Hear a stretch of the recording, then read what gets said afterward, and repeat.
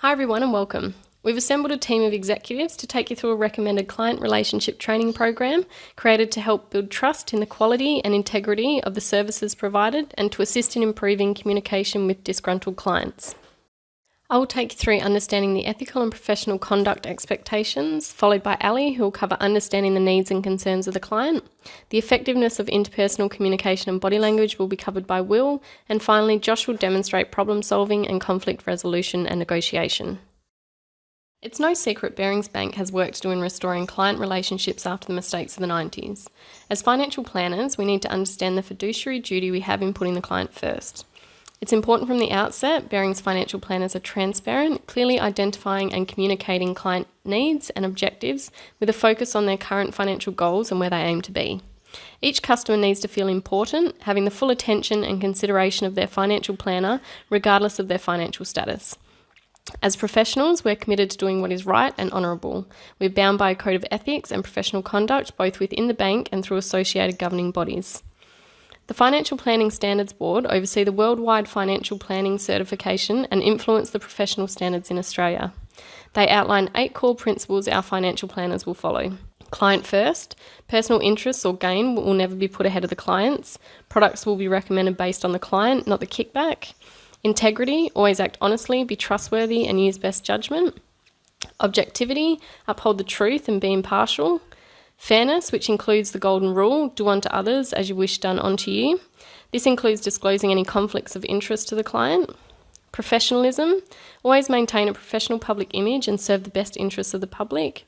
Competence, making sure relevant training and qualifications are obtained. Confidentiality, under no circumstances should client information be disclosed to third parties. And diligence, carrying out the financial planning profession with due care. Financial Planning Association Australia focuses on maintaining professional practice rules and standards, delivering quality advice while looking after client and stakeholder needs. They have 7 practice standards for financial planners to follow. Engagement, collecting the client's information, identifying needs and objectives through qualitative and quantitative data. Analysing and assessing the client's financial status. Identifying suitable financial planning strategies and developing financial planning recommendations, which includes products and services. Agree and implement these recommendations, review and re-evaluate the client's situation, and professional obligations, which include ethical conduct, fair and honest promotion, professional judgment, and prioritising conflicts of interest. When current or potential clients come to us regarding their financial future, it's important these principles and practice standards are applied to uphold the professional integrity of Barings Bank. The FPA released an advertising campaign asking what a pilot and a financial planner have in common. Can anyone guess? They say it's the expectation that both would have years of training and experience, with FPA members having to meet high professional standards. Financial planners at Barings Bank have a professional obligation to conduct themselves by following the relevant principles and practice standards. Failing to meet these requirements may deem them incompetent to perform their duties. A social contract is a voluntary agreement between individuals on how to perform in society. There is a social contract between Barings Bank and our customers. Customers come to Barings because they have trust in us with an expectation we'll look after them. We failed them in the past and this won't happen again. Each financial planner from Barings has a moral obligation to do the right thing by their customer. Organisational perceived pressures will be removed, with performance expectations never put before ethical behaviour or the needs of the client. Penalties for unethical behaviour will be exceptional, deterring misconduct with no rationalising behaviour by management or peers. Each Barings employee will act as a moral agent, responsible and accountable for their own actions, with no tolerance for disregarding ethical behaviour. Lastly, Barings Bank needs to operate on the belief that good business ethics brings good business benefits, and with that come profits, not to mention also being socially beneficial. It's a win-win. I'll now pass you on to Ali to take you through understanding the needs and concerns of the client. Thank you, Emma. The importance of understanding the needs and concerns of others is detrimental in the financial planning profession, and this was lacking within Barings Bank's managers, employees, processes, and procedures. Financial planners are not sales personnel. They should act as a fiduciary, someone that is on the client side and only the client side. A financial planner is required to follow the standards and procedures by putting the client's best interest first and nothing else when offering advice and investment ideas. Conflict of interest must be avoided and only give financial advice based on the client's financial situation and their goals. There are 4 separate obligations that operate alongside each other and need to be applied each time personal advice is provided by a financial planner. These obligations have been developed over time by the financial planning industry. The legislative obligations are best interest duty, the appropriate advice requirement, give a warning for advice based on incomplete or inaccurate information, and 4, the conflicts priority rule. All 4 obligations work together to make up best interest duty and must be met and clearly documented every time personal advice is provided. Financial planners are required to make reasonable inquiries to obtain complete and accurate information about clients' relevant circumstances, both personal and professional. It is believed that the client would be honest, clear, and provide all relevant and required information. Clients' circumstances include objectives and financial situation. Clients' life events should also be considered. It may be from experience or can be something foreseeable that may change their circumstances and impact on their financial situation, such as planning a family, a change in work and income, buying a home or investment property inheritance, and maybe even getting married, divorced, or separated. Financial planners need to analyse the information the client has provided to identify their circumstances and any additional information you require to provide advice that is in their best interest. Barings Bank's clients believed that their needs and concerns were being understood and met, as the bank had been the oldest, over 200 years old, and one of the most distinguished investment banks in England, which had obtained a list of high-valued clients, of which included Queen Elizabeth II. Barings Bank's lack of regulating procedures and processes and monitoring of employees through managers resulted in the collapse of the bank and all investors losing their savings. All the result of one person, Nick Leeson, following what he believed the bank and his managers wanted, more profits. The result? Leeson did what many in his position in the financial schemes have done. He started to cover his tracks with false documents to the best of his ability and to the scope and extent that he could. It is believed that over time, Barings Bank failed to monitor their regulations, processes and procedures. The result, Barings Bank failed to maintain an understanding of what their clients' needs and concerns were and focused more on increasing profits. Barings Bank aided in the recognition of clients' needs as a priority within the financial planning profession and the need for standards and regulators to be set and monitored. The need and requirement to provide the client with the best customer satisfaction. Barings Bank needs to recreate a long-term relationship of trust again, outlining the understanding that the client's needs come first.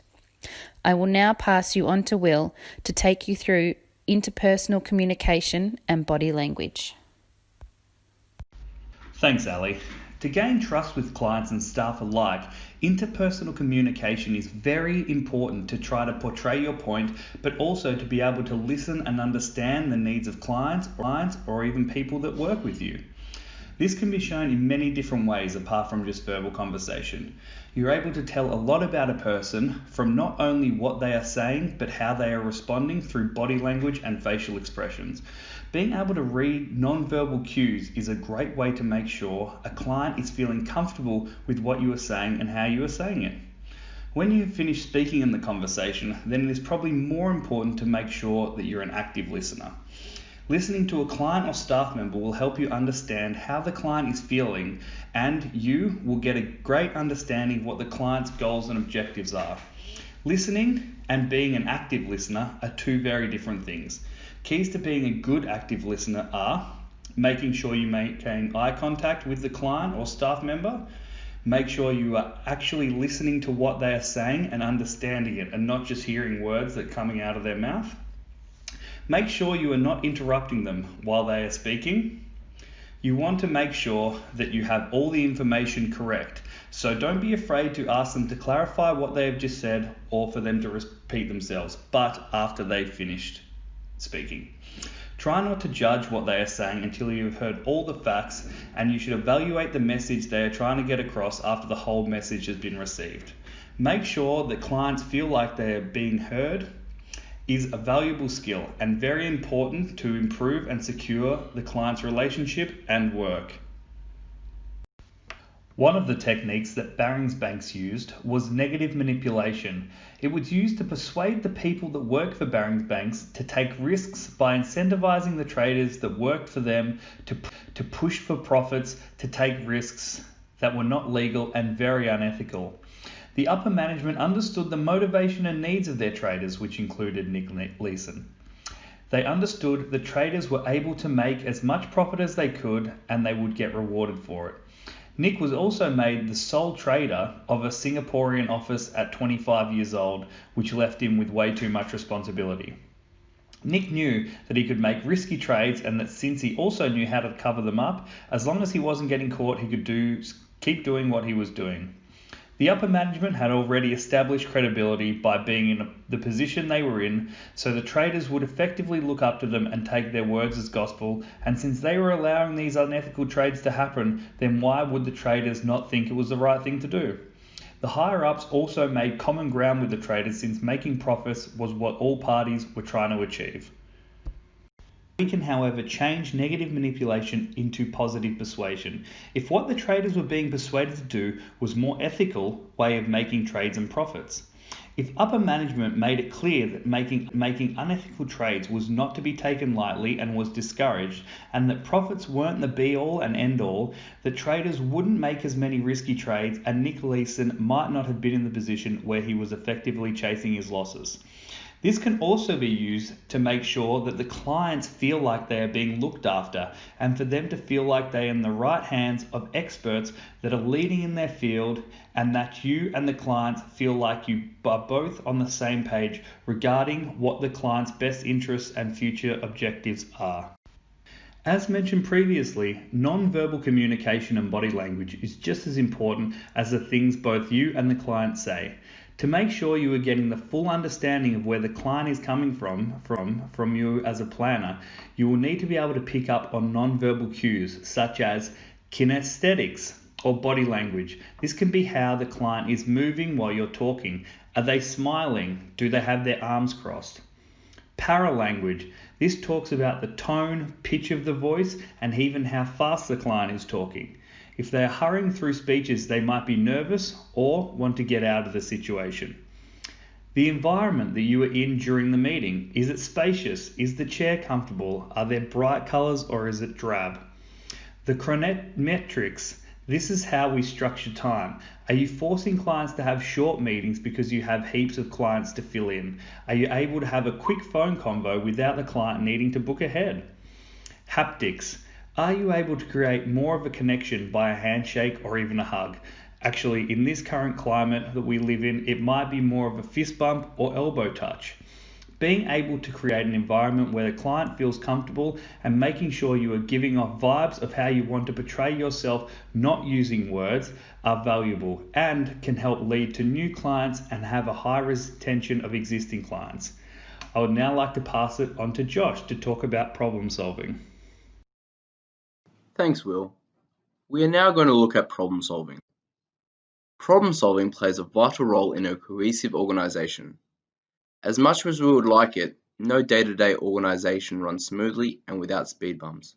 So in order to combat this, we need to apply problem solving techniques. The first technique we will look at is Tuckman's 1965 five-stage approach to effective teamwork. This involves forming, storming, norming, performing, and adjourning. Forming is the process of assigning a team and a team leader to solve the problem. The group will look at the issue and indicate parameters of the solution. These could be financial limitations or resources. Storming involves members within a group to present solutions, and it is encouraged for these ideas to be as open-minded as possible. This phase can often result in heavy conflict due to opposing solutions. Norming requires members to come to an agreement and resolution. In this stage, we see a decision made on the solution. Performing is the act of implementing the solution and practicing it. it is important to make physical or mental notes on the effectiveness of the solution. Adjourning entails a review of the solution.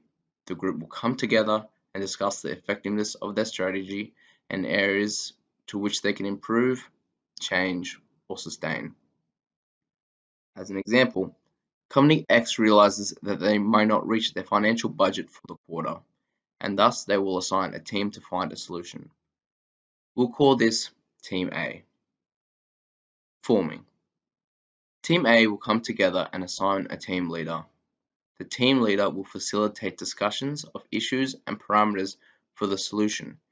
This will include a target budget that is required or the number of months to achieve it. Storming. Members of the team will come up with solutions ranging from promotions to sales to advertising. Norming. Team A will agree upon sales as its best fit for their current organizational demand and refine the details of the sale. Performing. Company X will conduct the sale, and Team A will monitor the progress. Adjourning. A few weeks into the sale, Team A will conduct a review on the performance of the sale. This method can also be tweaked for individual use. When we look at problem solving for individuals, we look at a 4-step model. 1. Define the problem. 2. Generate ideas. 3. Select solutions. And 4. Implement and evaluate. In relation to building client relationships, you can involve your client in this process through assigning yourself as a team leader in the forming stage and facilitate the problem-solving discussion.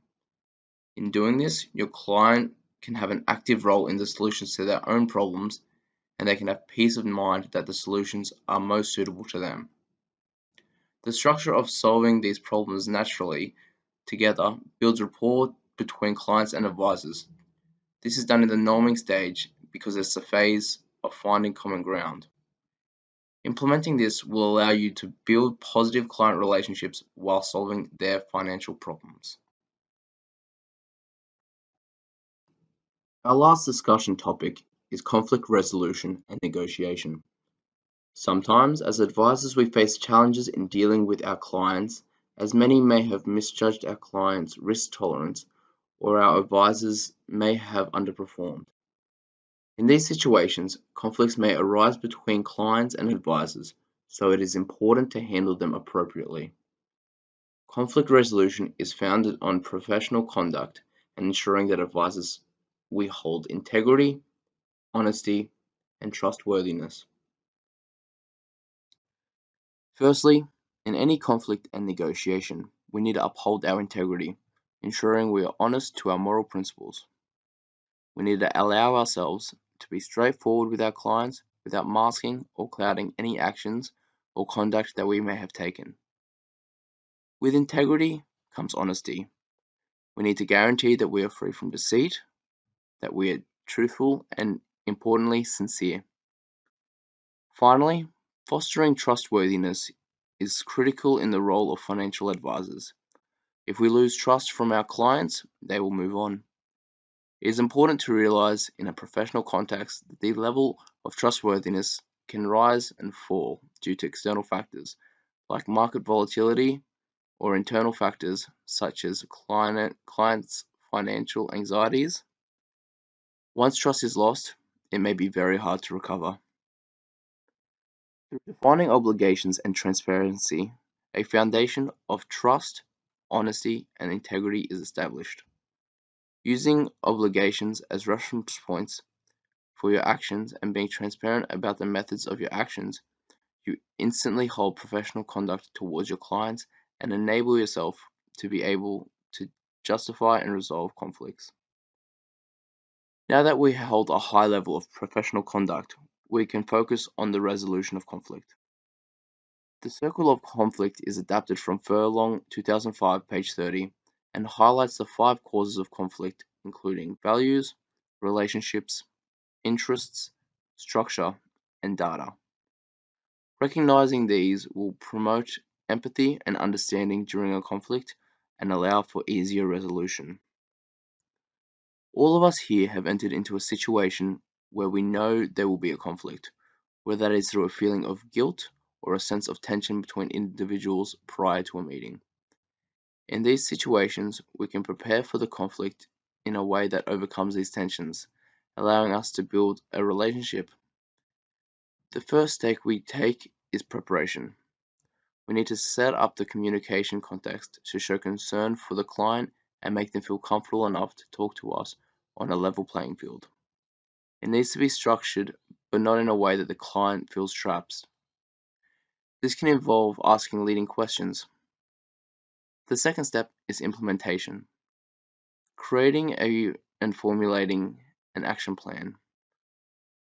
We need to identify issues, test assumptions, and clarify areas of agreement and disagreement. From here, we generate solutions while remaining optimistic and open to communications. Finally, we evaluate. We sum up this process through making a deal, determining shared expectations and obligations, and a timetable for implementation. Following these steps of ensuring professional conduct, recognizing the circle of conflict, and preparing for conflict resolution will put ourselves in a position to resolve conflict and maintain a healthy client relationship. I would like to say on behalf of the group, thank you very much for listening to our presentation, and we hope that you implement some of our recommendations to make your practice more ethical. Thank you.